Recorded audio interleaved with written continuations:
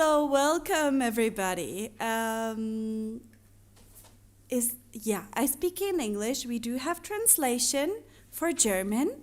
This is somewhere where you can see these small, nice guides. They must be there in the front. So you can get those translations because also our dear Alba here will speak in English. My name is Heidi Bartz. I was asked to moderate today, which is an honor to me because I very much appreciate the woman that we will have today. And I have to say one more boring organizational thing, which is this is my beautiful sister Isidora Randjelovic, who's just taking pictures.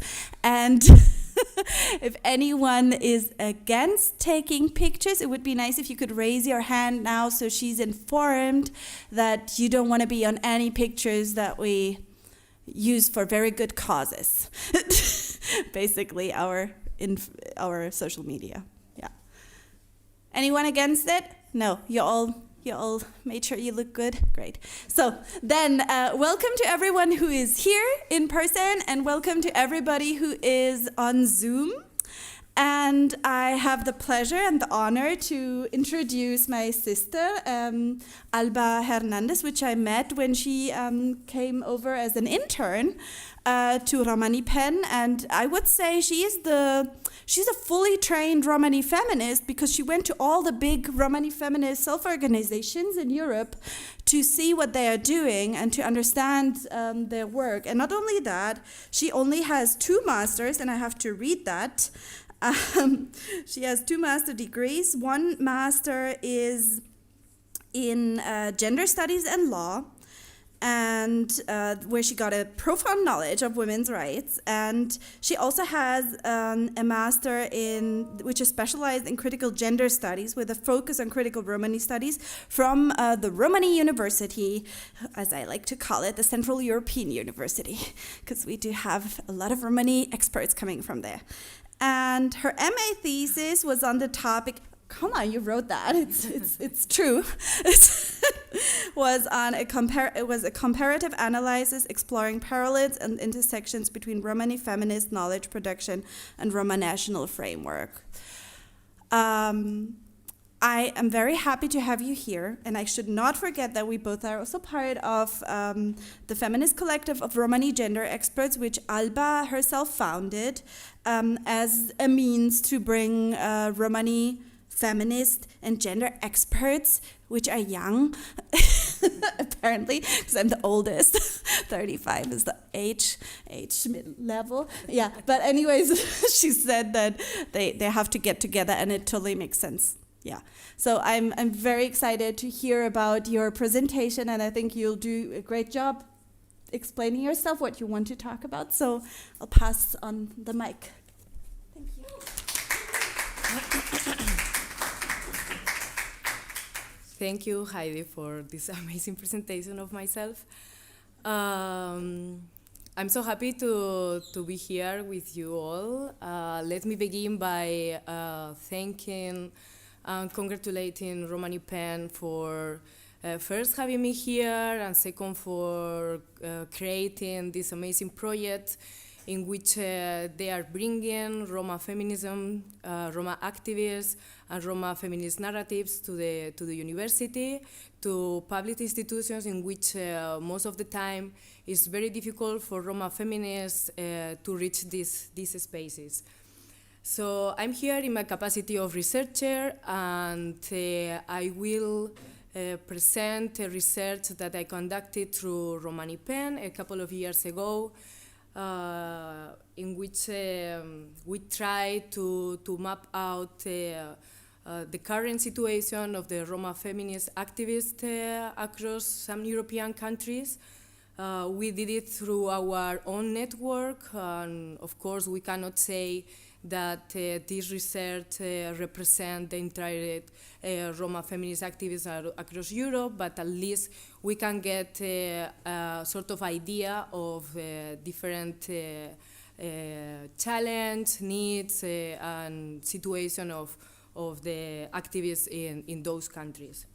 So I name my research Romani Feminist Frontlines, Amplifying Voices, Shaping Futures.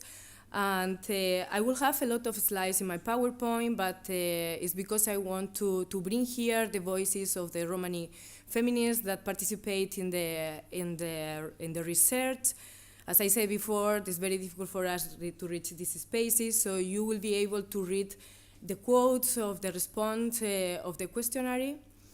And yeah, so this research aims to contribute to the knowledge production of Roma feminists by amplifying the voices of professional Roma feminist activists across different countries. By bringing Romani voices, we try to understand, as I said, the current situation of Romani women feminist activism, and I divide it in three main topics: experiences, personal and family experiences, work challenge, and political representation within mainstream spaces. The participants are a heterogeneous group of 15 Romani women between the ages of 24 and 56, experts in various academic and work areas. This includes specialists in philology, PhD candidates in economic, educational pedagogy, social workers, public policy experts, gender experts, and engineers. In addition to that, mostly all the Roma women that participate in the survey, in the research, they are connected on working with NGOs, Roma women NGOs, or as a researcher at the university in different fields. The geographic area covers 10 countries across Europe. It's Romania, Spain, Germany, Hungary, North Macedonia, Turkey, UK, Italy, France, and Slovakia. I will explain a bit my methodology, but I will be very shortly here, so I can go directly to the main. So first of all, this is a longer research, but because of the time, I sorted it a bit. So first I divided in three phases. The first one, I was contextualizing and reviewing the 16th literature review of Roma activists and feminist history to understand the beginning Roma feminist grassroots activists across Europe. The second one was to create the questionnaire itself, and the third one to analyze the result. In this time that I will be here, I will be focusing the second and the third one because the matter of time, as I said.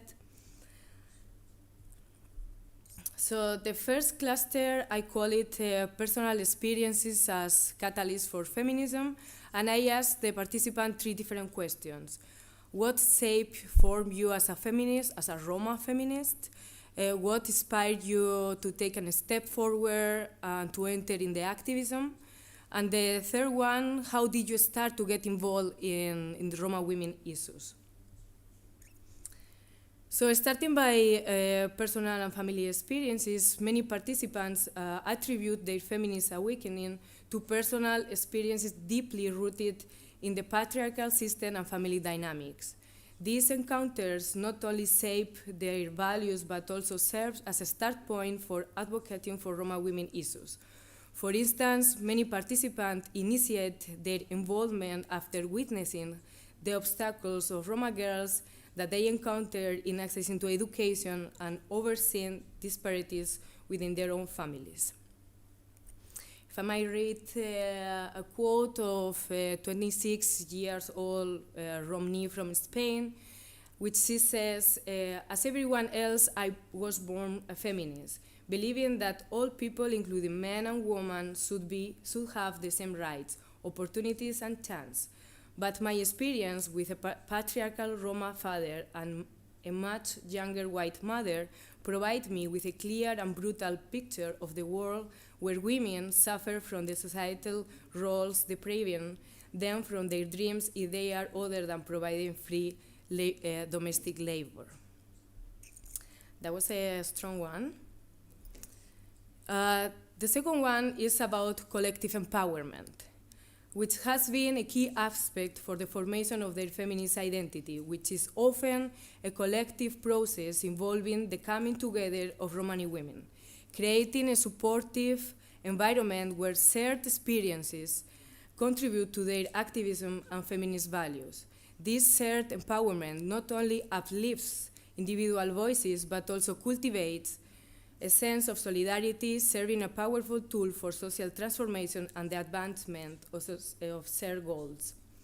Let me read again a quote of 33 Roma women from Germany, who says, "It is a collective process that we all go through. First, we stay together. It was a Roma women initiative, basically a group of friends getting to know each other. Each of us brought a person, a mother, a sister, a friend. There was a point in which we were all sister or relative, and also we were looking for Roma women with different professions who were active to introduce them to the group." Another one is related to the intersectional experiences. The Romnjas emphasize the intersectionality of their identities as both women and Roma, indicating that their feminism and activism is shaped by the dual challenges of gender stereotypes and discriminations against Roma community. If I might read again another quote for 36 Hungarian Romni, who says, "I'm a woman. I have been feeling the effect of gender stereotypes since I was a child. I have never come to the terms with them. I'm a Roma woman. I have been facing discrimination and anti-Gypsyism in our society since I was a child." If I might give an example of how a concrete demonstration of how intersectionality discrimination impact on Roma women and girls is the evident in the intersectionality of infrastructure issues. For instance, the access to fundamental necessities like water, clean street is deemed crucial, particularly for women who frequently shoulder caregiving responsibilities within their family. The absence of proper infrastructure not only amplifies their daily struggles, but also underscores the intricate connection between gender roles and discriminatory access to essential resources. This intersectional perspective reveals the broader repercussion of discrimination on the life experience of Romani women. When it comes to motivations, it stems from various sources, yet a shared theme is the sense of duty to support the Roma community, especially Roma women and girls, in combating the injustice they face. Once again, personal experiences of discrimination drive them to take action and participate in feminist activism. Despite the diversity in the motivations, a common stand in the aspiration for positive societal change and responsibility felt to advocate for improved condition of Roma women. Another quote from 27 Romani from Romania says, "I don't know if I was motivated by something specific. To be honest, I always thought that if I got to have the privilege that other women and girls don't have, like access to education, labor, and information, then I should use in order to fight for my people." Here you have more quotes. So to sum up a bit the insights given by the participants, collectively, they emphasize the complex nature of Roma activism, rooted in personal narratives, fostering through the collective empowerment and using intersectional lens that recognize and address the interconnected challenge faced by Roma women and girls. I will give you a bit of time to read this one, and we will move to the second cluster.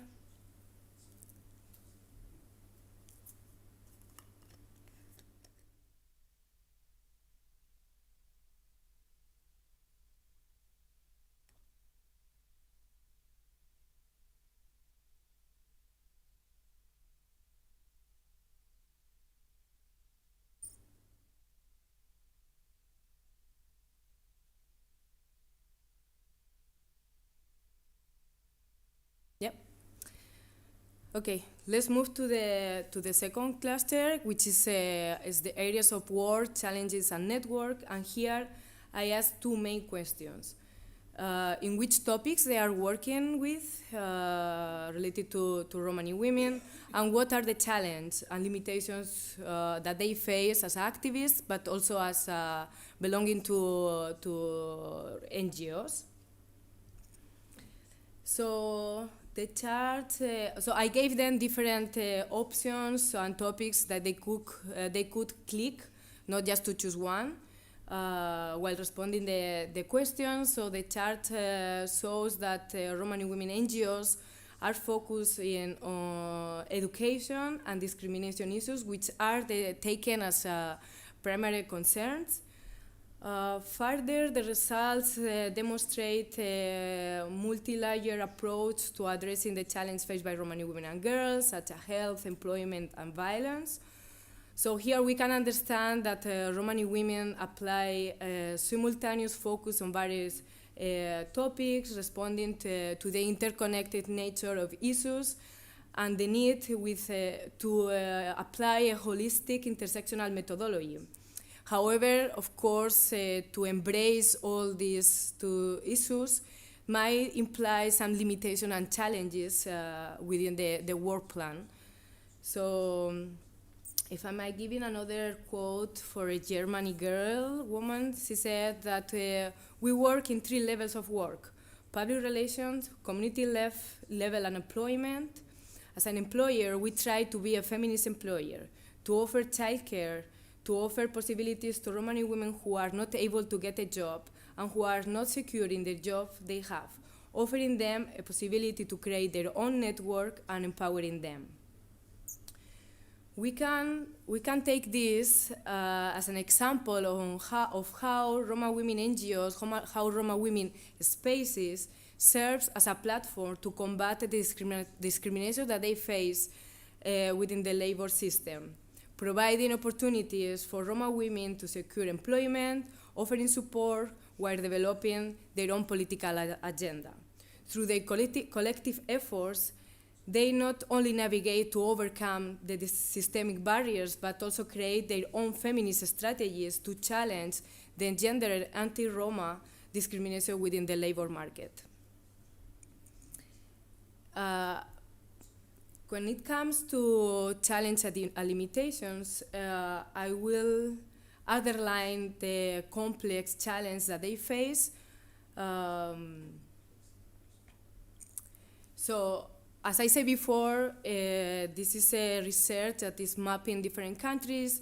So each country, each respondent are shaped by the political and economic situation and context of each country. So the responses are different, but at the same time they have very common response. So they highlight the structural challenges such as discrimination in employment, the absence of Roma women in certain sectors, the lack of recognition and support from the states and the community itself. At the same time, they highlight the administrative tasks and the struggles for funding, which are significant challenge for them. And the participants note that much of their work is invisible due to the time and energy that they have to spend on administration and fundraising. When it comes to intersectional challenges that are involving the issues such as discriminations and the denial of white feminists to address their racism within their structures.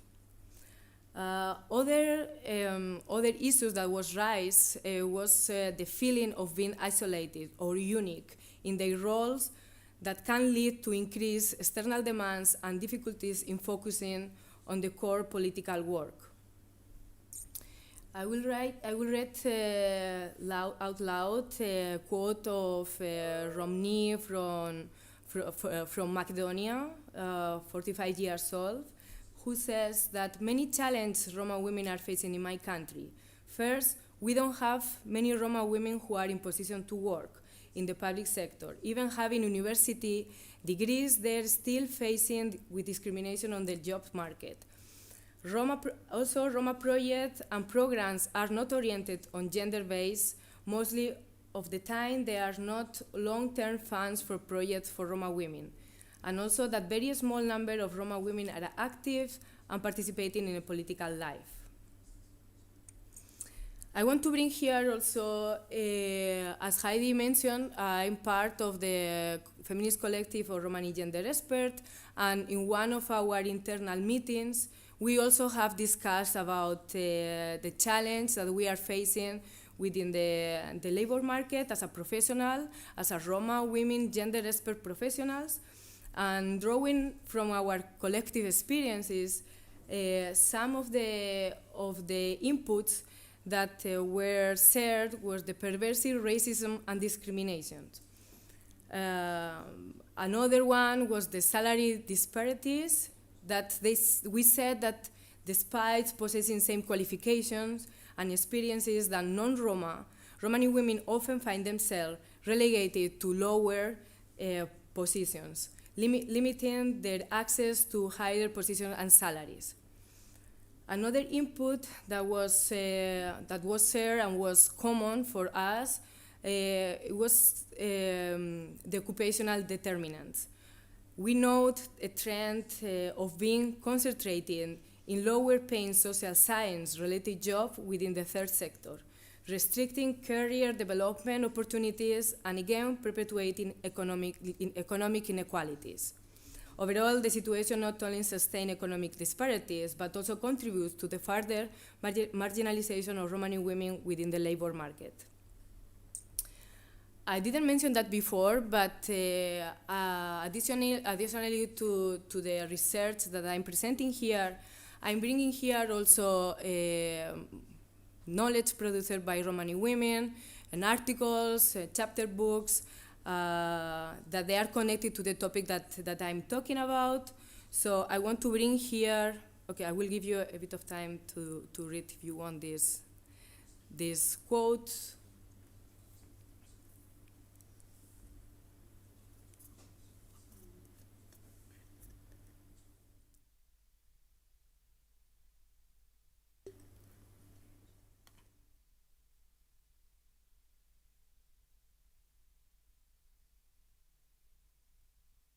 Non-Roma.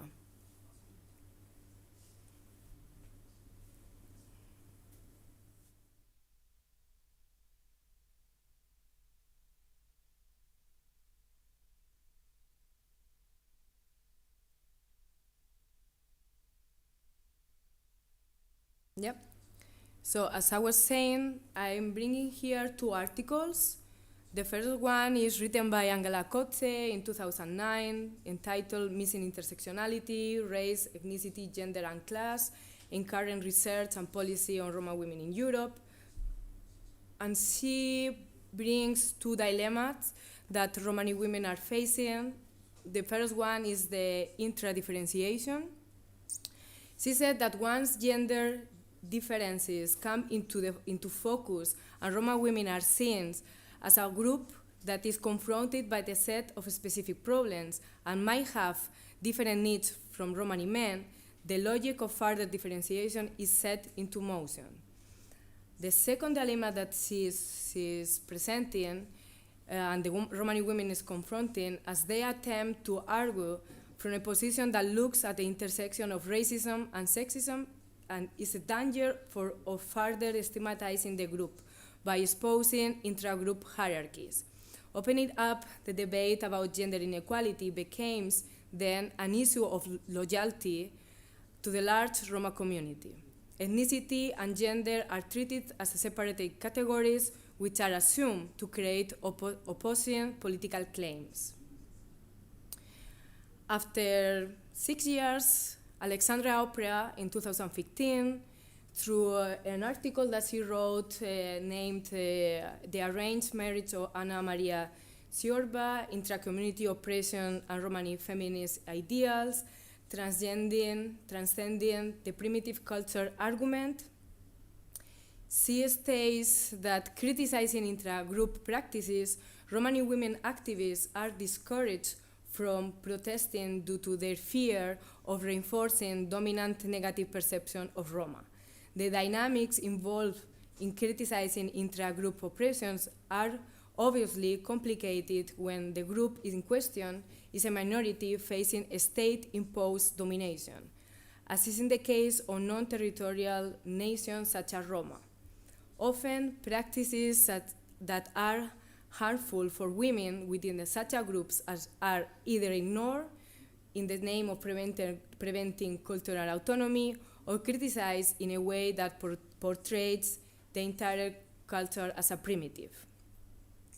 Therefore, Romani women not only face intersectional discrimination, structural barriers, and challenges, but also we have to be careful how we build up our feminist narratives against systemic patriarchal oppressions to avoid to bring more stigma and discrimination towards the Roma community.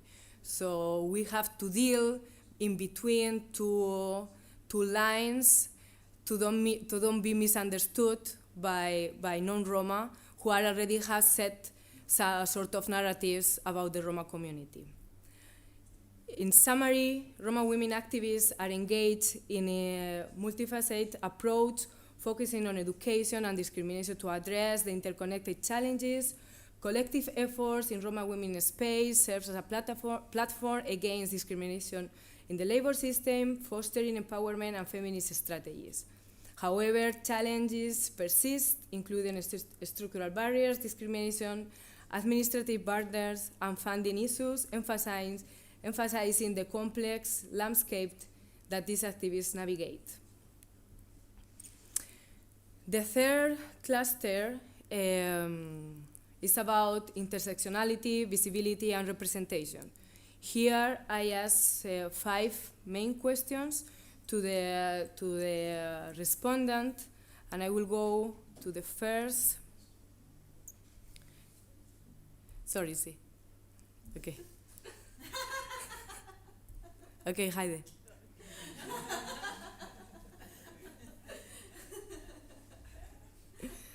So the first question I asked then is, how do you see Roma feminist activists currently in your country? And the conclusions are that there is a lack of collective international Roma activism, but it's difficult to assess. It's difficult to assess at international level.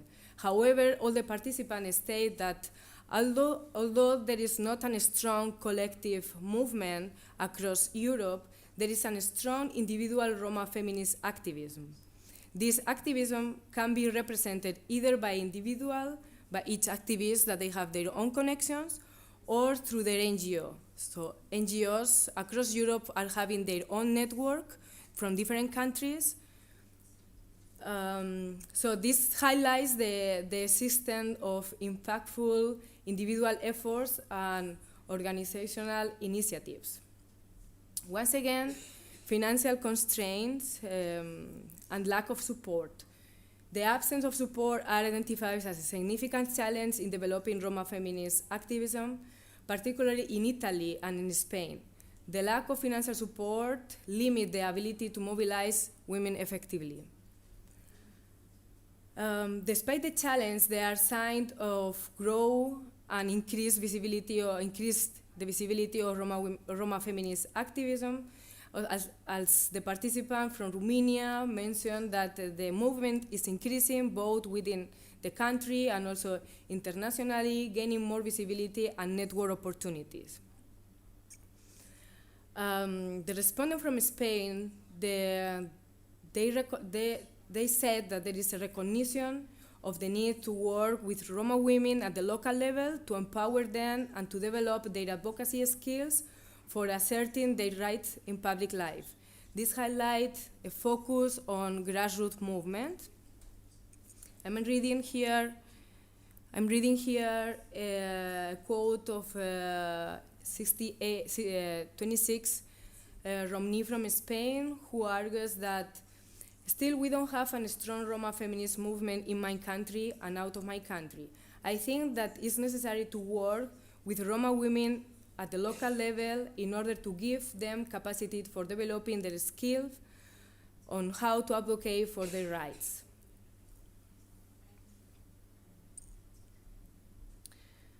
So this leads me to the question if they are using intersectionality as part of their feminist activism. So the 83% of them respond that yes, and 16.7 say that no. So also I'm quoting again Spain, and the girl says that I think that there is still a long way to do, since the feminist movement that we have currently, both in Spain and in the rest of the world, does not welcome or involve racialized women. So in most of the cases, the reality of Roma women is not shown. I want to bring here 3 new articles. 2 of them are written by Alexandra Oprea in 2009, named Intersectionality Backlash, a Roma Feminist Response. Another one from 2012, Romani Feminist in Reactionary Times. And the last one from 2015, written by Jelena Jovanovic, Angela Koche, and Lydia Valor, named Intersection of Gender, Ethnicity, and Class, History and Future of Romani Women's Movement, where they argue, and I will read, by using intersectionality approach, Roma women respond to the limitation of ethnicity, but also to the limitation of gender, as the exclusive categories of intersecting to them. Intersectionality is the approach that has helped more people to become reflected to the hybrid structure of inequality that Romani women face. Intersection of categories of differences still urge a need for Roma women activists to create politicized spaces where they could continue developing argument emerging from their own experiences and challenge simultaneously the general discourse of Romani women movement and the general feminist discourse. So we can observe how Romani women have developed and amplified intersectionality as a methodology of working in both theory and practices across different countries, across different times, and across different ages. This next question is about the representation of Roma feminists and activists within the mainstream Roma movement. Some of the conclusions that I got from the participants, they highlight a push for the inclusion of women in the mainstream Roma movement, with a recognition that women have played a significant role in marking a shift. There is a collective effort to support each other, but challenge persists as men might prioritize Roma identity over gender equality. Intersectionality, particularly understanding the intersection of Romani and gender identity, is a struggle within the movement. At the same time, they conclude that patriarchal dynamics are noted in the Roma movement, with men often giving more visibility than women. For instance, in Spain, despite the impactful role of Romani women, the patriarchal nature of society limits the visibility of women within the mainstream Roma movement. At the same time, in some countries, such as Macedonia, notice that there is a perception that Roma feminist activism is weak and not visible within the mainstream Roma activism. Roma women might not be well represented in Roma NGOs, and as they often are more focused on fighting prejudice and stereotypes. If I might read out a quote for a Hungarian 36 years old, she stresses that, I think women are more and more included in the movement because we push, fight for it, and support each other. However, men still feel that we should choose between being Romani and being women, and put our Roma identity first. Then, once we are done with anti-Gypsyism, we can deal with gender equality. Roma feminists and LGBT activists are blamed for fragmenting the movement. Male leaders do not, or they don't want, to understand intersectionality.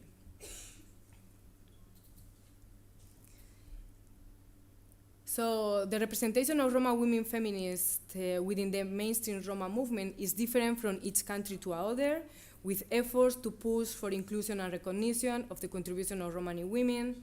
There still and persist challenges, patriarchal dynamic, limited of visibility, and a need for more Roma feminist NGO. To sum up, acknowledging intersectionality and embracing diversity within Roma communities are essential aspects for fostering more inclusive movement. I'm bringing here again 3 new articles written for 3 different Roma women. The first one is in 2004 for Alexandria Opera, entitled Re-envisioning Social Justice from the Ground Up, including the experiences of Roma women. The second one is written by Nicoletta Vitu in 2012, Roma Women and Feminism. And the third one is written by Carmen Gheorghe in 2019, Towards an Anti-Racist Feminist for Social Justice in Romania. I will read a quote from Carmen, who says, Roma movement speaks about Roma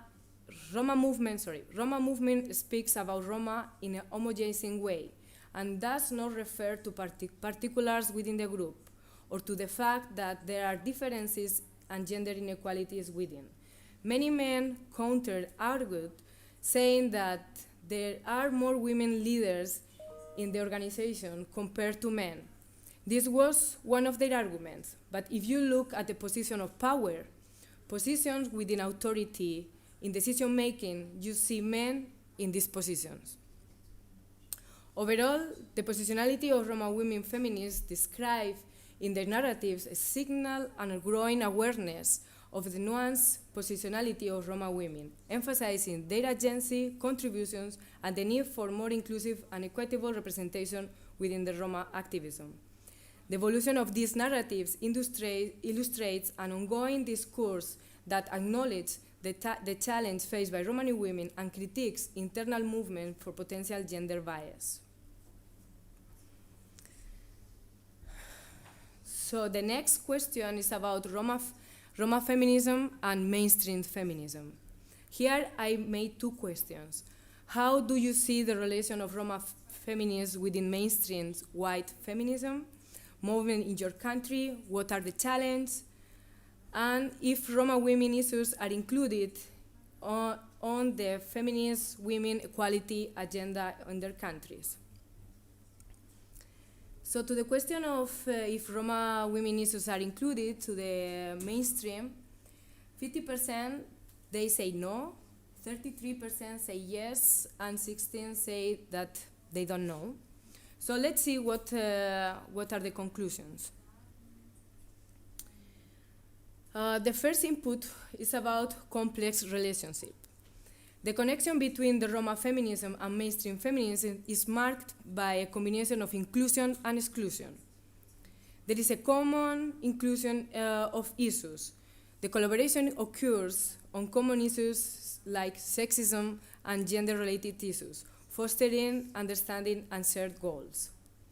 But it comes the challenge of ethnicity and racism. And here I'm reading a quote of Hungarian 36-year-old who says, I think it is a very complex question. There are examples for both being included and excluded. Inclusion comes when we fight against common issues, such as sexism and gender pay gap, and so on. However, there are many differences, mostly due to the ethnicity, which is usually not addressed by the mainstream feminism. I think that one of the biggest challenges comes from the racism and the social differences that we have between Hungarians and Roma feminists. Since Hungarians do not face racism, that is why usually they do not address this issue while working in the feminist movement. So I'm reading more challenges and limitations which are very common among all the participants and have been repeating through the whole survey, which is feeling in between identities, in between two worlds, gender and race, the limited representation in decision making, and the lack of addressing internal racism within feminism.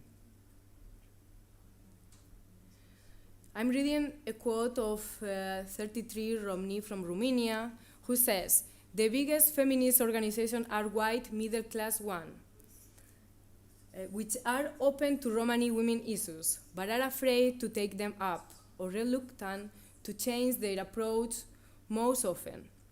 On the other hand, in my view, we don't push hard enough either. If we do, we face white fragility and excuses and people being offended." Overall, the challenges that we got from the survey state that after years of Romani women claiming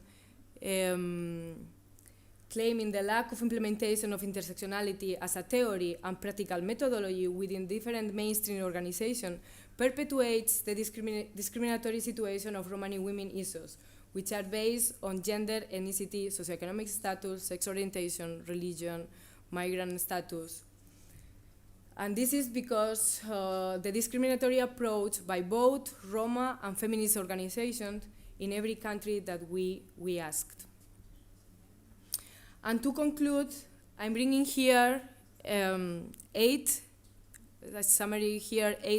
articles written by Roma women from early 2000, and this year was the last one in 2023. And I will give a summary of the common themes in Roma women's narratives over the years. The first one is identity struggles. Multiple authors highlight the challenge that Roma women face in reconciling their identities as both women and Roma. The pressure to choose between this identity reflects the struggle to preserve their Roma identity while navigating gender-based discrimination. The second one is about how intersectionality is ignored. The consistent theme of mainstream feminist and anti-racist politics overlook Romani women's experiences and needs. The authors argue that this movement often fails to address the intersectionality of race and gender, perpetuating the discrimination against Romani women, LGBT Roma, and Roma with disabilities.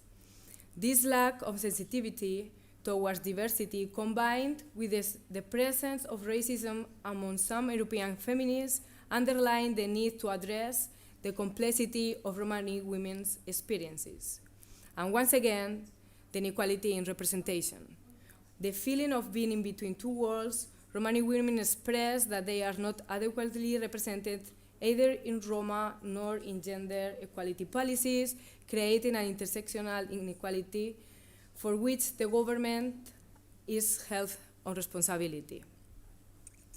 And this is my conclusions, but I want to add that in a couple of weeks we will launch a feminist Romnia library in which we are collecting materials at the same time we are producing new knowledge. So you will be able to find materials, knowledge produced by Romani women from different countries, from different languages, so you can have access to it. And I'm finishing here. I'm looking for a discussion right now.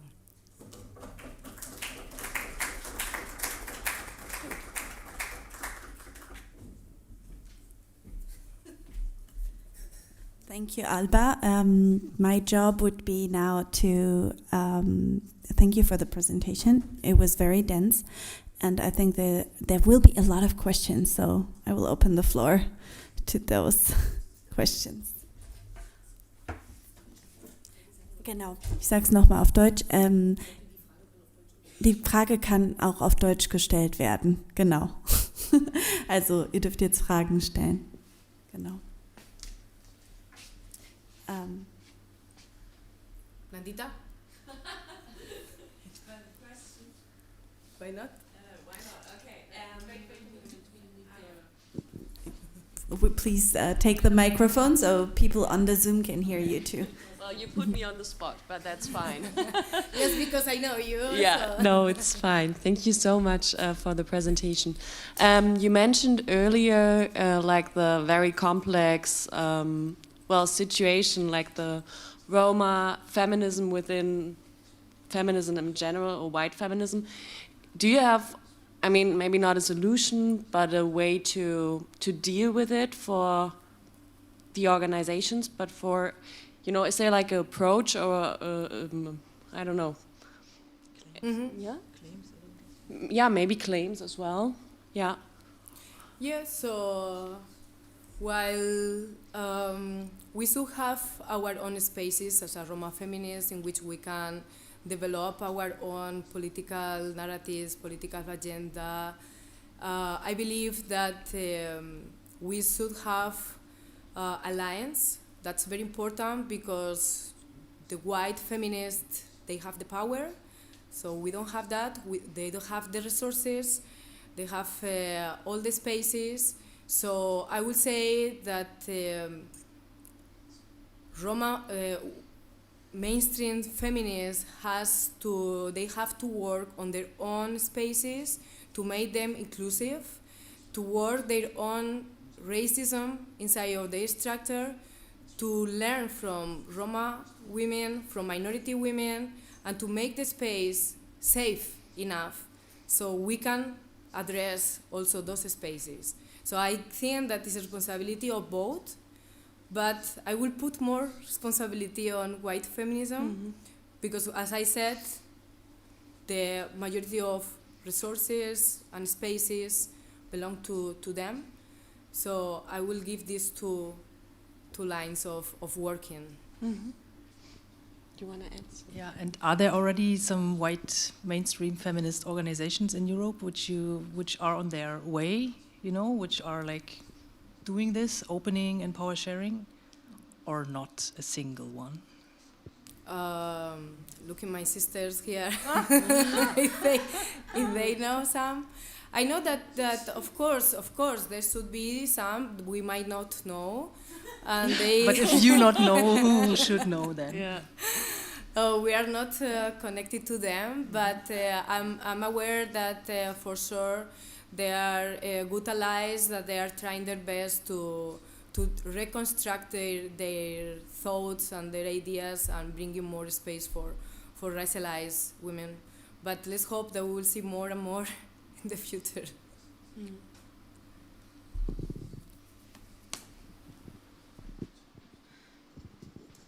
Muchas gracias por la presentación. I think you showed many nuances and aspects of this very complex nature of like Romani and feminist activism.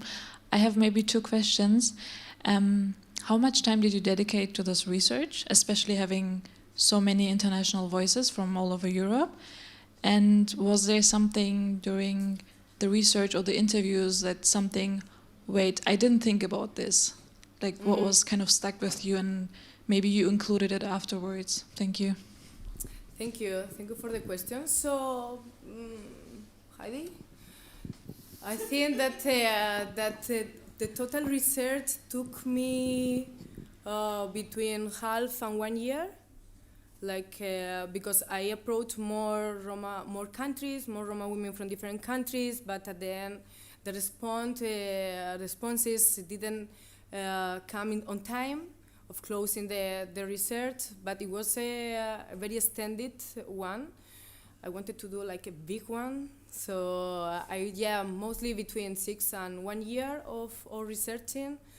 And of course, you know how is researching. So at the beginning I have set my questions, I have set my structure, but always when I talk and we are talking and we are sharing, we are learning from each other, and I shape a bit my research, you know, depending of the needs of the women, because at the end the research was to amplify voices, so I didn't want to give an fit structure, you know, so I gave the opportunity for them to see also what they want to say, what they want to share with us, and how we can combine and analyze all the questions and response.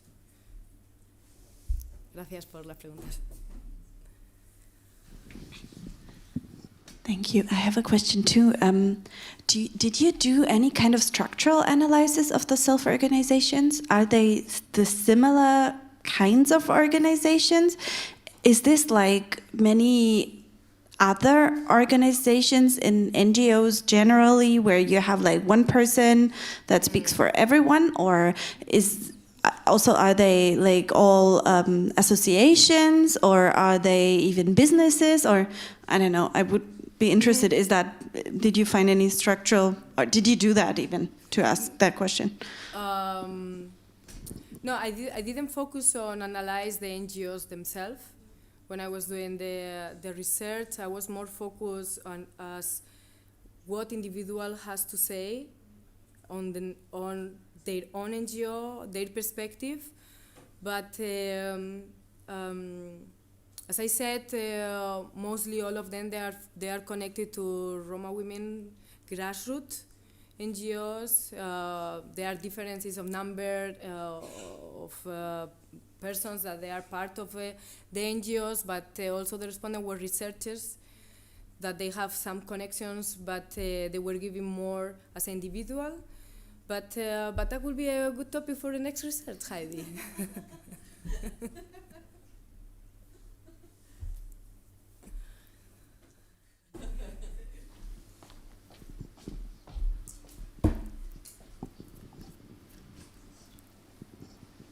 So I can imagine that you had like a working thesis, but was there like something, like anything at all, where you were like totally surprised or that you didn't expect at all? I think this is like the first question. And the other one would be, because did you like approach individuals working in NGO contexts, or also because I'm not sure like about the definition of activism, is it like also just individual activists, or are they all in the context of an NGO or organizational context? That would be. So yeah, as I said, most of them they are within NGOs. Some of them no. Also, I think that one of them was not much connected to NGOs, but was doing social media activism, which is a new way of doing activism. I found it very, very interesting. And related to the first question, if there was something that surprised me, to be honest, not much, because I'm very connected also to the activism. As I said, this questionnaire was sent to our network that we have as individuals, as also as a collective. So I knew most of the participants, so we shared same ideas and challenge. I responded?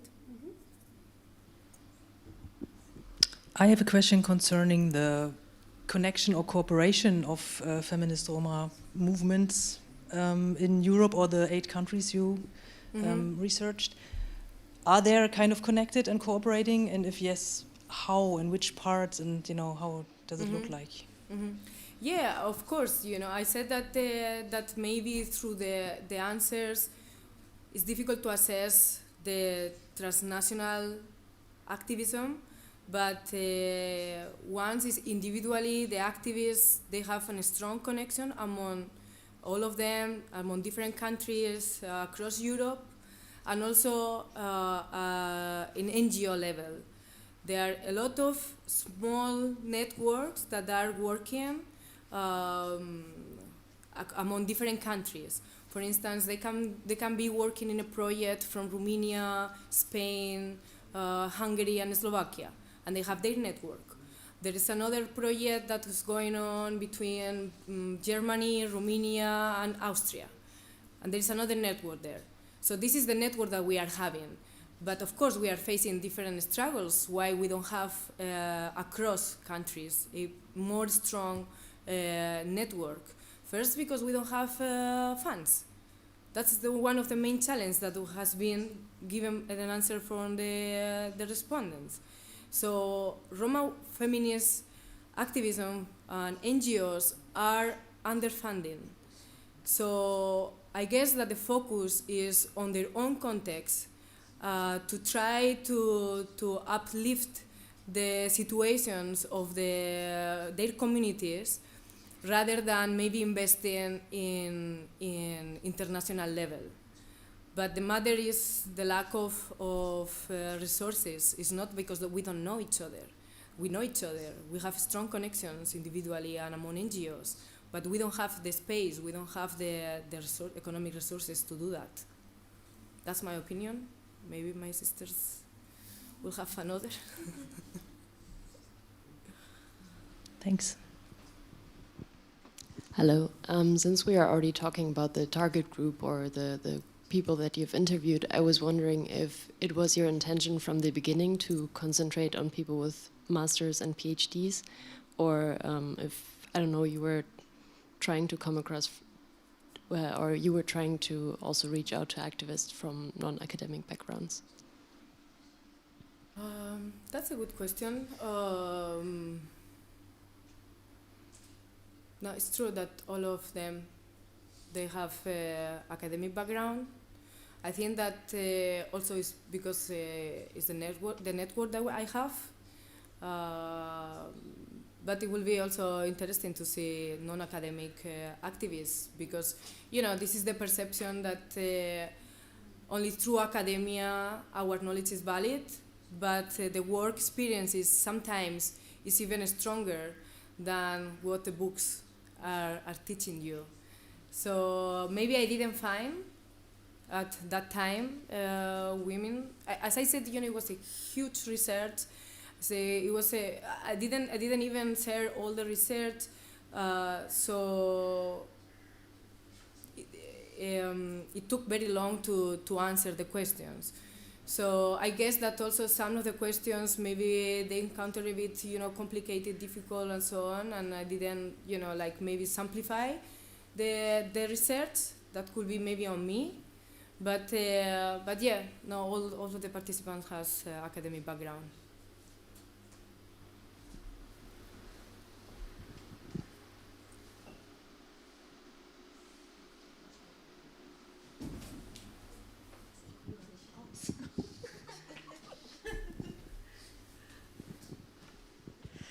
Ich würde gerne auf Deutsch fragen. Yeah, Can you take?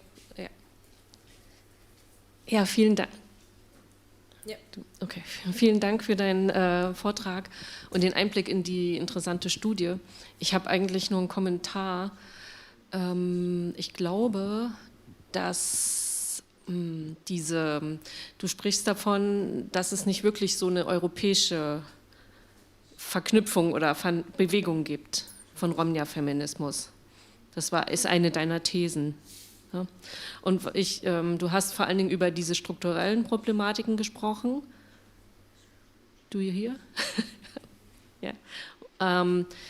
Ich könnte mir vorstellen, dass auch ein Problem ist, diese Sichtweise oder auch diese Policy von diesen supranationalen Organisationen, die wir haben in Europa, also zum Beispiel von der Europäischen Union, aber auch UNESCO und anderen, deren Sichtweise auf Romnja ist ja sehr paternalistisch.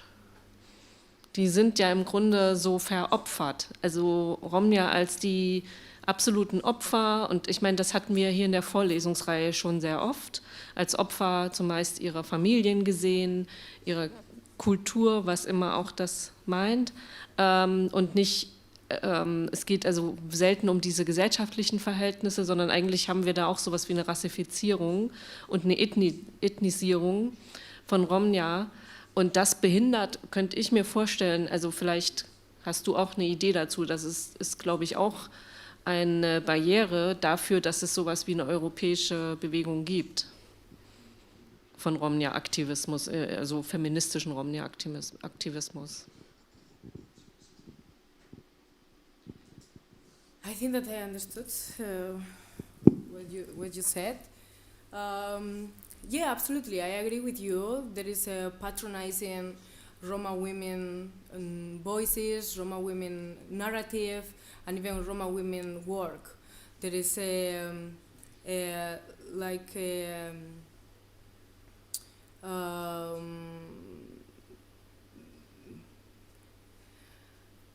they are taking us as we are not enough. We don't have enough agency to deal with our own struggles.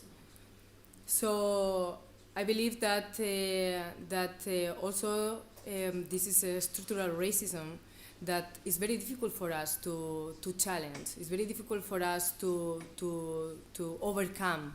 I might not have the answer how to do that, but I guess that this could be an example of it. Bringing Roma narratives, Roma women, strong Roma women voices to institutions, to students, that they might work, they might research about Roma women experiences. It's a way of challenging this structural racism. Related to the transnational network, you know, I didn't give the contextualization of the research in which I was giving the start point, more or less, at European level, the Roma women activism, starting from the early 90s. And then there were coming Roma women from different countries, from different, across Europe, raising their voices against both Roma men, gender issues, and race issues. And somehow this, the problem with that is that it became institutionalized. It became in which Roma women, they don't have anymore the power to decide and to set their own agenda, because they started to be into the Council of Europe, for instance. So once the institutions at European level enter in the Roma women activism, they destroy totally the agenda of Roma women. So that's why I believe that learning from the past, we don't want that. And this can be a response of why we are not having now a transnational, because as farther we are going at institutional level, more instrumentalized are our experiences and our voices. And it's something that we are avoiding. Maybe we have to develop our own strategies, our own feminist Roma strategies, how to deal and how to break this barrier and to continue working at transnational level. But I think that we need to push more on that and to create our own spaces.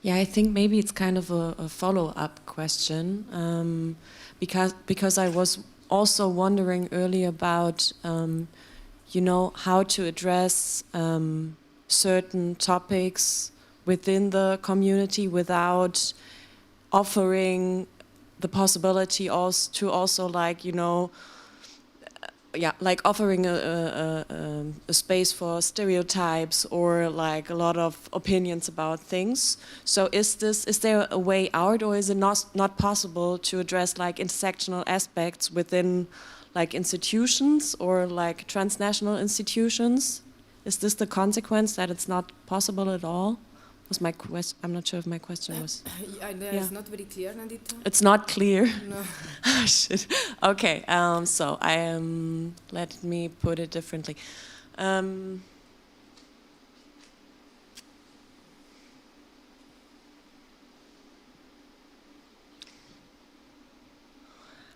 not sure if it's more clear when maybe I need to think about the question a bit more to make it more clear, because I think German wouldn't help. More questions?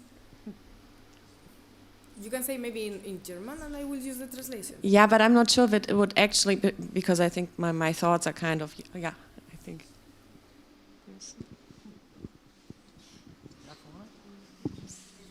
Yeah, maybe it's easier.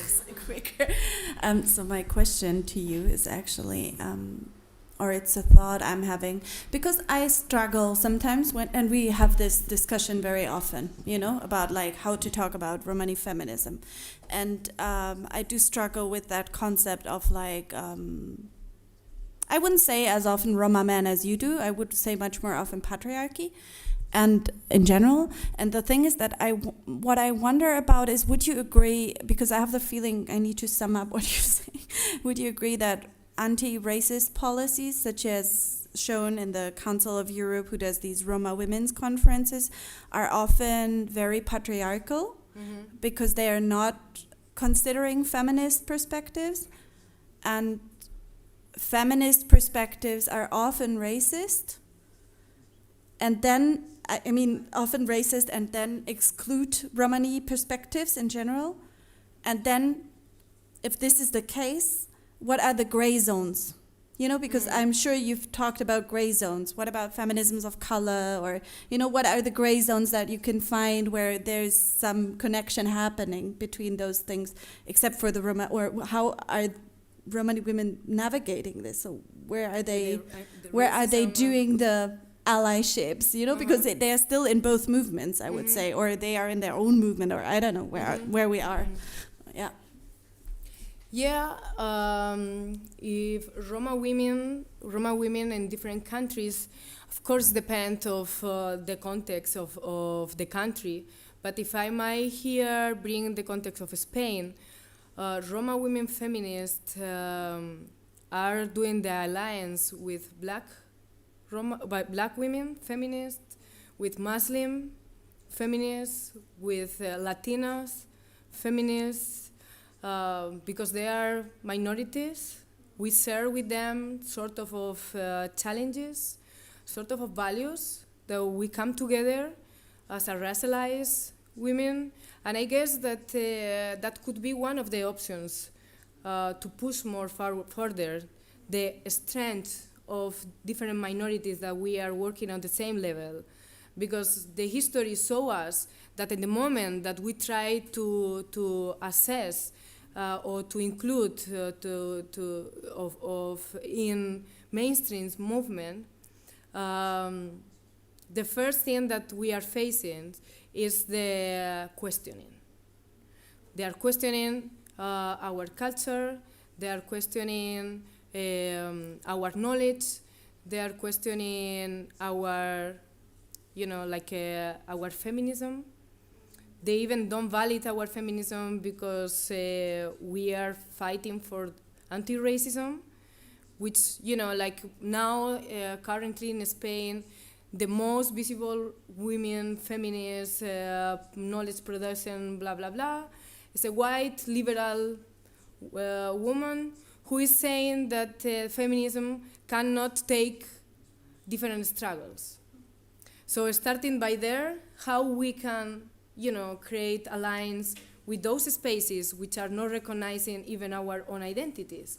So I guess that that the gray zones where we can navigate is in those which are already marginalized by the mainstream society, and there we can share, we can create our own spaces, because we can learn from each other, from their perspective, from their experiences, and we share, and we can create there our network, until we can reach maybe more mainstream spaces, more institutions, and more other teams that we can be there.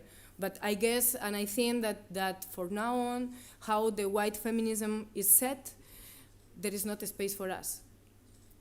Not because of us, because of them.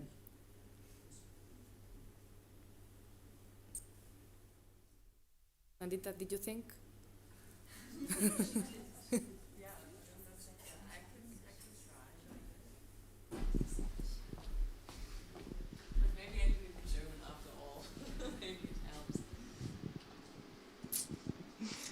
Okay, ich würde es in Deutsch versuchen. Ja, would you mind? Okay, thanks.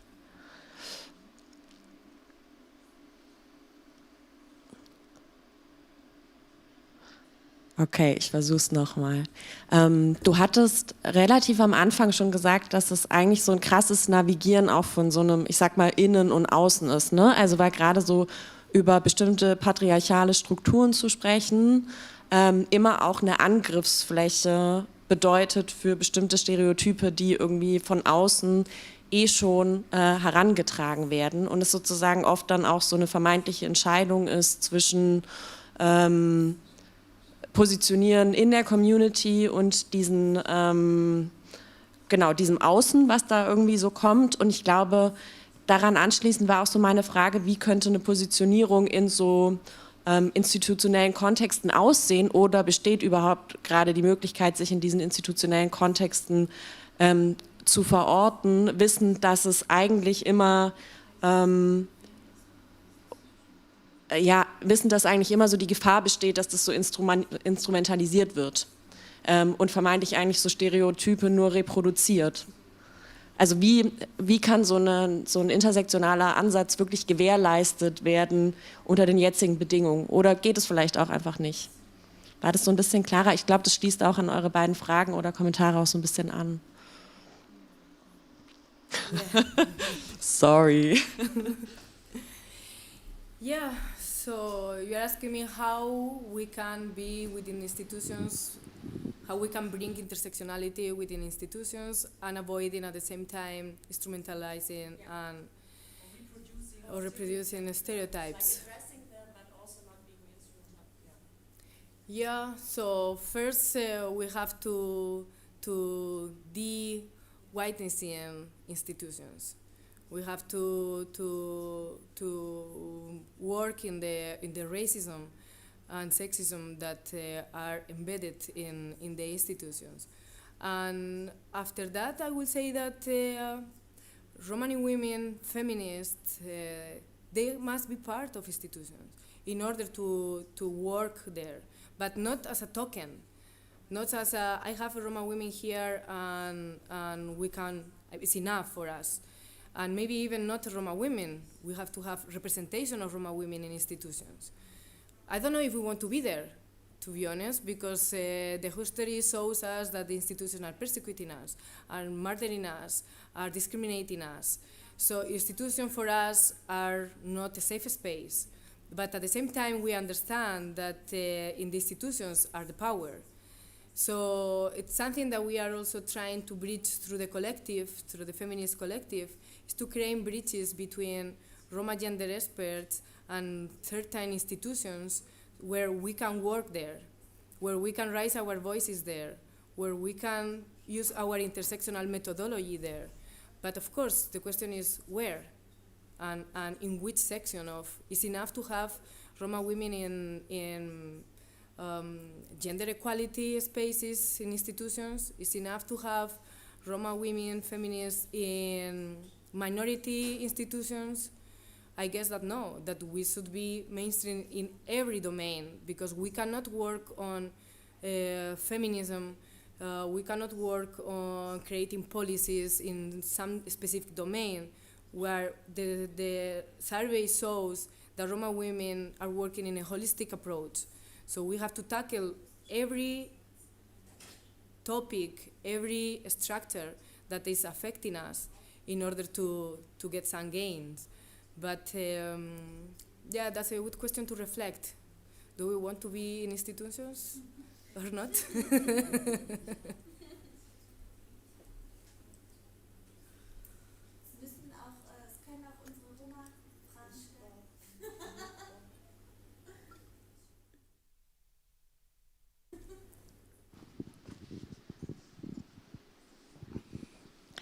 Alba, thank you very much for your presentation, for your really great presentation. I'm asking myself if you, in your research, have some examples. Did you, within our self-organizations, did you like some ways of dealing with intersectional approaches, or dealing intersectional problems, or with the intersectional approach, which is creative, and you like to share with us, which you think was nice to talk about it. Yeah, absolutely. As Heidi mentioned before, I have the opportunity to do internships in different Roma women feminist NGOs. And the first one of them was in Romania, in Uni Romnja, in which I saw the practices of intersectional methodology. They are working in a very strong feminist approach at grassroots level, working with 3 or 4 different communities in every domain. As I said, working in intersectional infrastructure issues, starting by there, until policy advocacy with municipalities and also at national level. So that for me was amazing to see that. And then I came to Romani Pen. That for me, Romani Pen is an example of intersectional space of knowledge production. So you are very much focused on creating different knowledges in different expertise, and I very much liked that you have a transgenerational organization having the girls from Romani Pen, that they are really learning how to. I mean, I'm being very, very honest, because in my case I didn't have this opportunity. I didn't have a strong Roma feminist NGO in my city. So I was having very individual role models for me, which is super okay because it helped me a lot, but sometimes it's not enough. So then when I came to big NGOs and I see the 2 differences, one working a very grassroots approach and the other working on knowledge production, that was my understanding about Romani Pen. I see the 2 ways of working, very much important, both of them, but in different levels. And different contexts, of course, because Germany is a different totally context of Romania. So I have also very good examples from Spain, but I haven't had such a connections that I have with you both, because I was working 1 month with each other. So, and it was great. So for me, I have these 2 examples as a role model of NGOs, of way of working, of way of applying intersectionality as a methodology in the workspaces. Do you like the answer? I asked for a commercial. No, it wasn't a commercial. I'm being very honest,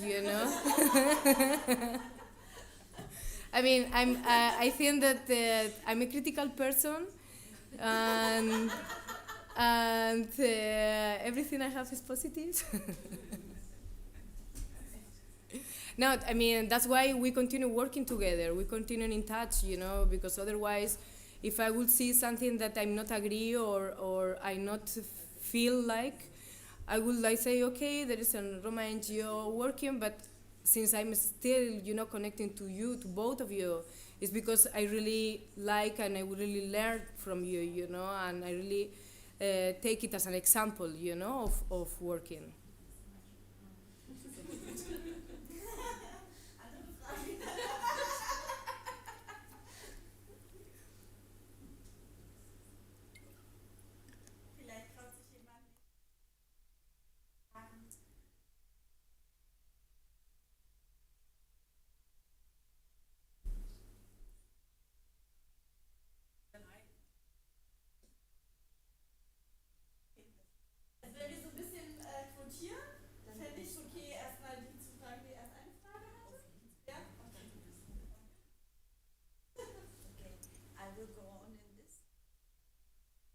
Okay. Maybe we can speak about Romania, but I'm asking myself, for example, if we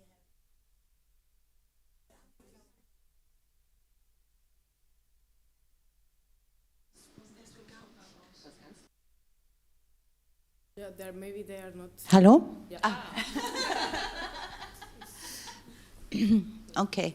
My question was for Romania. We have the problem to include everybody if we working intersectional. How do they include everybody in the group? Are there some, like, what would you say, what is the spirit and like maybe also methodology, or what helps to be inclusive and in the same time reflexive of the power structures within your group? This is, I mean, I'm asking for some, like, maybe really a concrete example where maybe some of the participants spoke about the hurdles we have. Challenges. And then they told you how they solved it or so. I mean, maybe not, but just if you remember something, because we have also this, how to include everybody in knowledge production, or how to light up oral history, oral story, and we have to meet these challenges. We have to find ways like how to quote people in a scientific paper who are not quoted or not taken into account, and so on. These are the concrete problems we face. And maybe in Romania also you have seen, or somebody spoke about the problems they have to be, to have this intersectional really work and reflexive work, and then they found a way to deal with this. No, I think that it was a common challenge how to really apply intersectionality as a methodology in their work, because, for instance, and here comes the critique. In both NGOs, for instance, in both NGOs, there is a lack of including the sexual orientation, the Roma LGBT narratives, you know? But I guess that also it comes with the limitation of how much human capacity do we have in our workplace, how much economic funds, you know, economic resources do we have in our workplace. And I guess that also it's very much difficult maybe to change the structure of an NGO, which has already several years of working, and then how to include new identities, how to include new people that brings, you know, new challenges and new narratives. Yeah, I think that is very complex questions that I didn't have the answer from any of the participants, but I guess that the lines goes there, you know. If an NGO is very much focused on women's rights, you know, maybe including other identities, it will weaken the strength of women's rights, you know. So there is still, you know, this challenge of overcome this challenge of how to include more identities, more people with different needs, and at the same time still strong in women's rights, on Roma rights, on feminists, you know. So I think that it's a very good question to reflect on, and this is also a challenge for Roma feminist NGO to be more inclusive, not just, you know, very much focus on women's and girl rights, Roma women with disabilities. I haven't seen that in women's NGOs, and they are one of the most vulnerable ones. Also, for instance, sex workers, migrant women, maybe it's the case of Romani Pen, you know, but I'm talking about in general over, you know, all the research. So we still have to work on being more inclusive in our workplace. But I think that reflecting on that is already a step forward to it. Can you add what that means in regard to class? Class? Yeah, because... Yeah. So the intersectionality is very much focused on gender and race, but we are missing other different social category of differentiation, which is social class. So, for instance, one of the examples could be the research. So all the participants, as you highlighted, are with academic background. You know, that implies something. That implies economic resources to study as well. So I think that including and giving empowering of Roma women who are in an economic situation that is lower, that they don't have the access to academia, they don't have access to maybe be within an NGO. We need to work also with including these Roma women, because our work is based on their experiences. So we cannot represent, we need to bring them in the NGO, in the grassroots level, and they have to speak out. Yeah. Thank you so much for this opportunity. I know there's a question more, maybe you can do it later, because the time is short. Unfortunately, we could have spent much more time on this, as with anyone who came. I want to take the last 2 minutes to tell you about the next. I'm so bad at this. Yeah, please, thank you. We can clap first. Yeah, that's a good one.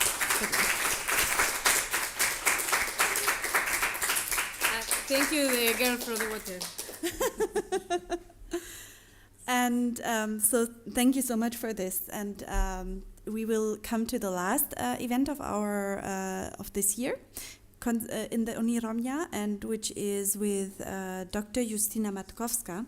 She will hold a lecture on the question of Sinti and Roma women in occupied Poland during World War II. And she will talk about the traumatic experiences of sexual abuse and violence endured by those women. And she will also go back to the 18th century and how this sexualization and historical exoticization is being portrayed in Romani Romani women's challenges and also identities.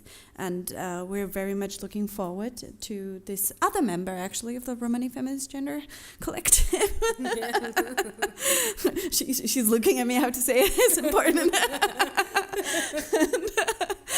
And thank you so much for coming here. And thank you, everyone, for coming. I hope you'll all come next week. Bring all your friends. And yes, make this happen. Thank you.